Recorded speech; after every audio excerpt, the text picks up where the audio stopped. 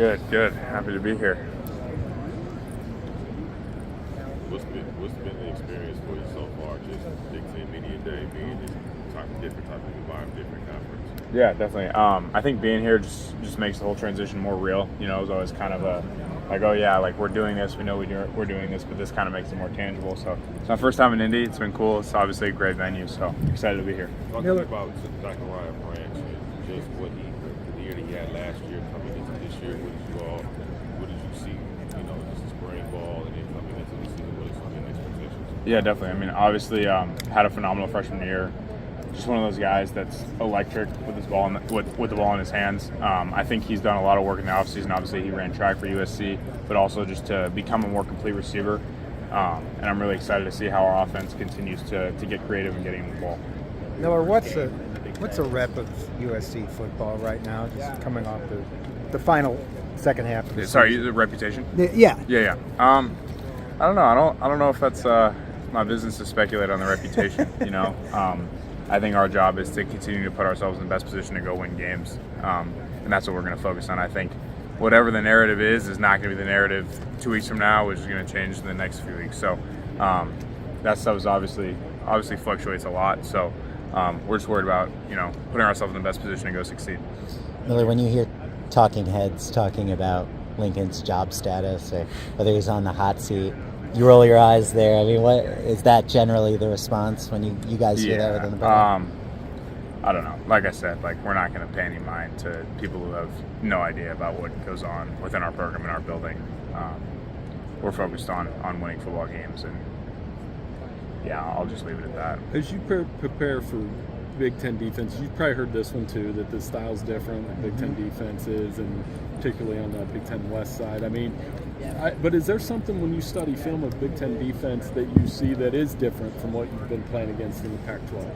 Yeah, absolutely. I mean, I think in studying Big Ten defenses, it hasn't been difficult, but in terms of personnel grouping, there's a lot of 12 and 13 personnel, which obviously means 2 and 3 tight ends in at any given point. So some of the formation tape and stuff like that doesn't necessarily always line up with what we're doing. So it's kind of interesting, finding crossover. Obviously, Ohio State plays in a lot of 11 personnel, so we've studied a ton of their, or I've studied a ton of their film when it comes to studying Big Ten defense. But I think it's exciting. Obviously, it's new, and I think it presents new challenges for us as an offense. So I think we're really excited. And Lincoln said that the 6 weeks leading up to the bowl, it felt like you were a different team. I mean, how did you feel the same way, or how did you feel that going into that bowl game, the Holiday Bowl? I did. I think one thing that was unique about that time was everyone that didn't want to be there or that was done with the program moved on. So literally everyone that was there had every intention of being there and wanted to be there and was excited to be there. So I think when you get a group of people that collectively is excited to go win a football game, you usually get a pretty positive result, and that's what we were able to achieve. When you spent a lot of talk around, how USC is going to adjust to physicality and labeling Yeah. region for the Big Ten. Conversely, are you interested or just excited to see how Lincoln's offense is kind of going to translate to, again, some of that more slow piece style and how you're going to fit into that coming the next year? Yeah, definitely. I mean, like I said, playing new opponents obviously presents new challenges, but also opens the doors for new opportunities. So I think we're excited about the transition. Excited to go visit some new stadiums, see some parts of the country we haven't seen before. So, absolutely, it absolutely opens the door for new opportunities and also presents new challenges. What do you see from the defense in the springtime that would lead you to believe that there's good progress made? Yeah, absolutely. I think it's night and day in comparison to previous years. I think, for me at least, I can see Coach Lynn's NFL pedigree in going against his defense, just in that he forces me to continue to be in the right spots and continue to make the next right decision. And if you take unnecessary risk against him, he's going to make you pay. So I think you really see his NFL pedigree cross over. And obviously you don't know until you go play a game. But I'm really excited to see that group and how far they've come. Miller, have you been playing the new video game much? I have. Yeah. What's it like just to be in a video game yourself? It's surreal. I think I grew up obviously playing that game when I was younger and hadn't gone through the recruiting process and stuff like that. So to be a part of the revival of that game is really special and unique. And how do you feel about your rating? I think I'm an 85, which is, it's solid, but there's always room to grow. So. I think I you're was an gonna say, 86. they keep doing updates like throughout the season. Right. Yeah. I'm pretty sure that's how that works. So, we'll see where it is at the end of the year. Miller, how much are you drafting mentally off the bowl performance, just to sustain you going forward? Not very little to none at all, I think. Really?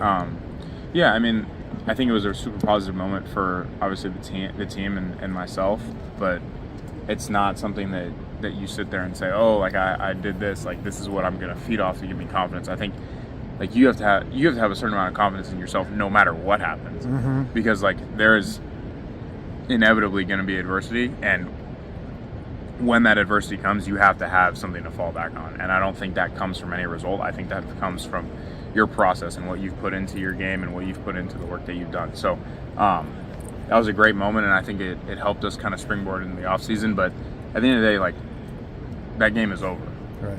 and it was a special moment, good moment for our team and our program. But now it's time to go play some new people. Talking to Jonah, he talked about the offensive line literally gaining more weight to address, I guess, the Big Ten. Are you aware of that? Are you part of that? Or Absolutely, there was definitely a concerted effort to add just pure mass, and that makes me feel safer back there. So excited to see those guys just keep getting bigger.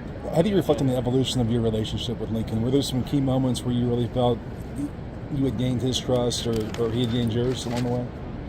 Yeah, I mean, I think it's hard to really gain Coach Riley's trust without being thrown into the fire fully. And obviously, like, you can play lights out in practice. Not that I was lights out every day, I'm not saying that. But, like, you can perform well in a practice setting, but in order to, fully own Coach Riley's trust, I think you need to be thrown in the fire and, have live bullets coming at you. So, I mean, me and Coach Riley have been through a lot together, and I think that's only strengthened our relationship. So he's someone that I truly respect and love playing for, and also someone that I feel I can go to with anything. So I think I'm really lucky to have a head coach like that. On that note, when did you gain the belief that he would ultimately give you a chance to really prove yourself? When did you kind of know that was going to happen at some point? I mean, following the UCLA game, I think a couple days after, he called me into his office and was like, hey, Caleb's gonna forego the bowl game to go to the draft, and you're starting. So at that point, I was pretty sure. As a leader, talk about how everyone wants to be at that bowl game. How do you make sure that's the culture of the organization? Yeah, I mean, I think it really has to do with the guys we retained as well as the guys we brought in the portal. I think we were very meticulous in that process and targeting people that not only were excellent players, but were like-minded individuals and really wanted to be here. And I think if you have people like that understand what's going on with the team, understand the mission as a whole, and understand that no one person is bigger than the team, then that really helps when coming together for a common goal. Some of these Big Ten guys, the Big Ten guys have been saying today, these West Coast teams, they're just too used to the sun. They can't stand the cold. They can't handle the way that the Big Ten runs for football or big defensive line and all that stuff. Why does that perception exist? I don't know. I guess we'll see. And why is that wrong?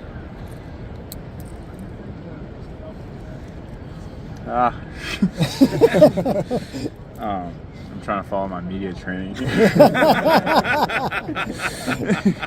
No, I mean, obviously, like, as you go throughout the country geographically, people play different brands of football, and I think that is in large part attributed to the type of player that comes from different places geographically. And so I think to now have some crossover between the two will be interesting and provide for, more exciting matchups. And obviously, like, we'll introduce some intricacies in game plan that we maybe haven't seen before, and whatever the perception is, like, that's what the perception is now. We don't control that until we line up. So It's media training, right? Just in the moments, going back to when we talked about Lincoln pulling you in his office, in the moments after that, knowing that how far you've come after that shot, what's going through your head, and what was kind of the mentality flip for the 6 weeks following, like knowing, okay, you're the guy now. right. After that moment. Yeah, I mean, I think, like, to put it plainly, I was just excited for the opportunity. Obviously, it's something I've been preparing for a while. And I think my initial thought was not, like, yay, but, like, oh, we have work to do, just because there was a lot of groundwork to do to go into that game. There was a lot of ground to make up in terms of who was there and who was going to be there for the game. There was a lot of stuff to be figured out at that point. So it was more about what do we now have to do to go put ourselves in a position to win than, I get a chance to play. Miller, why are you so patient in getting on the field? You said why? Yeah, in this world where you probably could have gone other places and not Right. wait as long. Yeah, I think I don't know. I have a tremendous appreciation for the university and the people that I work with each and every day. I think it's a tremendous honor to be able to play quarterback for Coach Riley. We had Cliff Kingsbury in the room last year as well, who I have a phenomenal relationship and will always root for no matter what. And I think I had certain goals when I signed at USC, and I wanted to see those through until I couldn't anymore. So I think kind of all of the above right there is why I stayed and stuck it out. Does the reputation of what Lincoln is as a quarterback developer, and obviously having Cliff there last year, does that make it a little easier knowing that if you stay longer, there's a chance Right. that in comparison to going somewhere else, you understand what I'm saying? Yeah, no, I get it. I mean, I think the opportunity to play for Coach Riley obviously is attractive as a quarterback. I think I'd be lying if I said that wasn't the case. I think also the guy I was sitting behind was pretty good as well. So that gave me a little, I don't know, solace in doing so, if you understand kind of that train of thought. But at the end of the day, like it was extremely frustrating not playing. Like I'd be lying if I said that wasn't the case. But I tried to, have some foresight in doing so, and hopefully it's going to continue to pay off. What was the point where that patience was tested the most along the way? I would say the championship game in 22 was a difficult time for me, just in how all that went down. But Caleb was gone for the Heisman shortly after that, and I got to take a majority of the reps following that. So that was a good time for me to kind of instill that confidence in me as a player and stuff like that. So that was definitely the most difficult time. What was so hard about it? I mean, obviously, things didn't necessarily go our way that night. Caleb ended up getting injured, and it was just the back and forth was difficult, whether I was going in or not going in or whatever it was.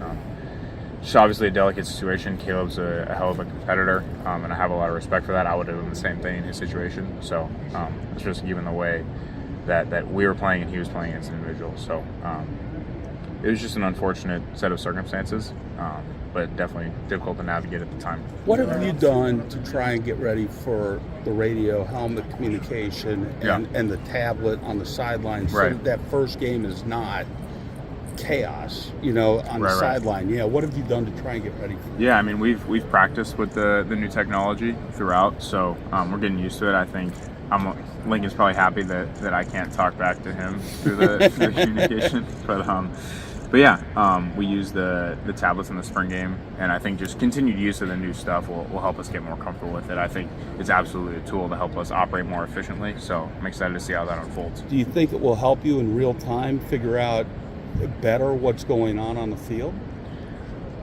Yes and no. I think it's definitely a tool, but I don't think it's anything that can, I can't use that as a crutch in my preparation. I can't say I don't have to study this because Coach Riley can just tell me. I still have to go out there 110% prepared, So I think it's something that helps, but it's not ends meet when it comes to my preparation or anything like that. It's a tool to be helpful, but it's not the vehicle itself. Miller, obviously one of the really attractive things about you guys coming into the Big Ten is some of the new matchups. You guys are going to Michigan. Yes. How excited are you as a quarterback to go get to play a road game at the Big House? Yeah, super excited. I mean, Coach Riley has always placed a premium on conference road games when it comes to how things play out at the end of the year. Those conference road games are gold. And I think having our introduction to the Big Ten be against the defending national champs at their place and that's why you come to USC to play in games like that. So I think as a team and as a collective, we're really excited. But at the end of the day, you can't circle games. You can't look forward to certain things. Our focus is on LSU at the moment, and then it'll be Utah State, and then it'll be Michigan. Miller, do you remember your initial reaction in 2022 when you found out USC was going to be in the Big Ten and where you were, just kind of the landscape there? I don't. I remember not believing it. I was that's not true. There's no way. But yeah, I think it was more shock than anything. And now it's really real, as we can see. So yeah, it was exciting. Obviously, I think it's good for, my family, I know, kind of struggled watching games sometimes, not being able to access Pac-12 Network and things like that. So I think a lot of those issues have been remedied, which is good for our families and stuff like that. So really excited. you got your degree last year. What was that process like, knowing after the game you had for the offseason, even if you wanted to, you probably go get another degree, but what was just the focus for you? School's pretty much handled Right. now that, you're the guy. Yeah, I mean, obviously front-loaded my academic load, I guess you could say, and I'm pretty happy I did. So I'm excited. I mean, obviously USC is a high-performing academic institution, so I'm gonna have to stay focused on that stuff. But I'm excited to be able to devote some more time to football. Coach Riley said you're going to pick up an externship maybe with all that extra time? Yeah, I don't know about that. Miller, you said, because I've been assuming that West Coast players now in your family, it's going to be harder to travel to more road Right. games to see. But you're saying actually just being able to watch every game might Definitely. be easier now? Yeah, absolutely. I mean, obviously, for my mom and dad, like, travel will be more extensive, I guess you could say. But I think, just like you said, when it comes to just purely watching the games, it's a lot easier, just because I think they had to, I don't know, it was some extensive process of buying some app or whatever it was. But but I think just from that standpoint, it'll be a lot easier for my family, which I'm super happy about. I've been surveying all the West Coast players. Do you know what state Purdue is in? Indiana. It is. Okay. I wasn't sure everybody would know that. Yeah, well, it helps because we drove in and there was a big Indiana poster, or Purdue poster. So Oh, yeah, that yeah, helped. yeah. That's right. Did you, is this your first time in Indiana? Have you been here before?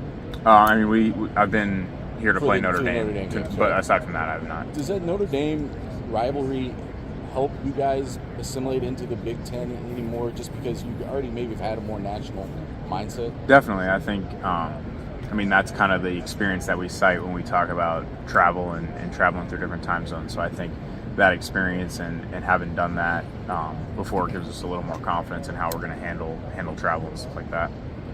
Miller, if you could pinpoint one thing that you guys are preparing differently this offseason compared to last season, what's standing out the most in your mind right now?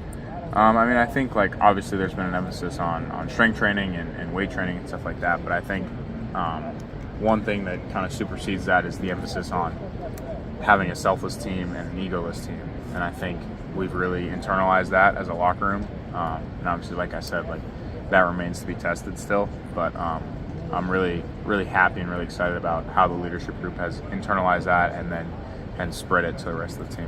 In what ways do you see that being different? In what ways is the team different? Yeah. I think there just has to be a conscious effort to do so. You know what I mean? Like, in holding your teammates accountable, you have to have a positive relationship with them, or you have to have some relationship with them. Because if you don't, then you just think that guy's being a rude person. And if there's no basis for where that guy's coming from, then that's when the guys butt heads in a negative sense. And I think having those relationships on the team allows us to hold one another accountable and have people understand where the other one is coming from and us grow collectively. So I think that's really important. I think that doesn't happen without a conscious effort, you know. So I think we've placed more of a premium on that throughout the offseason, and I'm happy about the growth we've made there. Miller, a couple easy questions. Have you ever played in the snow? I have not. I played in the rain, but not the snow. So Big Ten, a little bit different, maybe. Yes, sir. So if you weren't playing big-time college football, what would you be doing? It's a good question. I'd probably be in the middle of investment banking recruiting right now. So last question. What does family mean to you?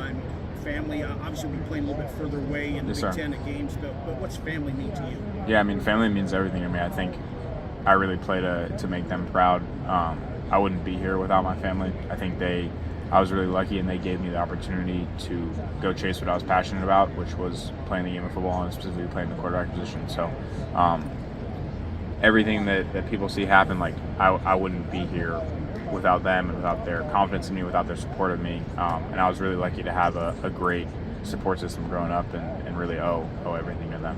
Thank you. Miller, Thank you. I think I got here right as you were finishing talking about in No worries. communication. Yeah. Is it easy?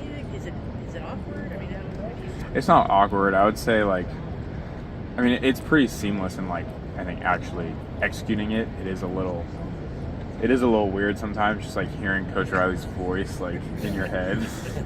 But it's cool. And like I said, like, I think it's a tool to make us more effective, but, like, it doesn't supplant having to prepare really, really well for an opponent. Miller, you talked said it was sort of a long time coming. Do you think, I mean, just casually looking at the Michigan situation last year that maybe that accelerated this? I think it's definitely possible. I know that it had kind of been in the works and been talked about and gone back and forth on for a while. I don't really know the details of that, but yeah, I think it's a positive change and positive direction for the sport. Miller, you talked about the communication process, or at least the lowest point you felt when you were at USC back in the 2022 championship game. Talk about your relationship with Lincoln Riley now. Can you call him at 3 in the morning and say, "Hey, I need to talk to you about this. I got a play we need to run"? Yeah, I mean, Mrs. Riley might be upset if I call at 3 in the morning, but yeah, I mean, we have a very open line of communication. When we were on a group FaceTime with Jacoby Lane while he was in Cabo, Jacoby's getting mad at him for not following him on Instagram, which obviously is not very high on the list of important things we talk about. But we have an open line of communication. I think Coach Riley's been great about that. And I try to do the same to him. Just whatever he needs from me, I try to be there, not only for him, but for the team as a whole. Miller, as you look at LSU, does the number of similarities jump out? I'm curious to a player. I mean, third-year coach, both had Heisman Trophy winners, both replaced their defensive coordinators. I don't know. It seems like a lot of similarities to the outside. Absolutely. I'm curious for you. Yeah, they're different. Are you talking about just in terms of programs? Yeah, like where both programs are at. Right. Yeah, absolutely. I mean, I think it does kind of create a unique atmosphere for a great matchup. I think there's an important game for both programs, and I think we're really excited as a team to go take advantage of that. Just for Coach Riley and for you guys, what does this third year mean? What's at stake for USC? Yeah, I mean, I think there's always a lot at stake when you're playing for USC, just given the history of the program, the expectation that comes with playing there. You know, I think in terms of what's at stake, I don't think it's necessarily positive for us to look at the season as a whole and be like, oh, this, and this is at stake. I think it's really important for us to take it a week at a time, continue to prepare our best for each and every team. And I think if we do that and we stay selfless and we stay focused, that we'll have the result we want. Okay, Miller, we gotta go. Sorry, guys. Thanks, Miller. Yeah, thank you.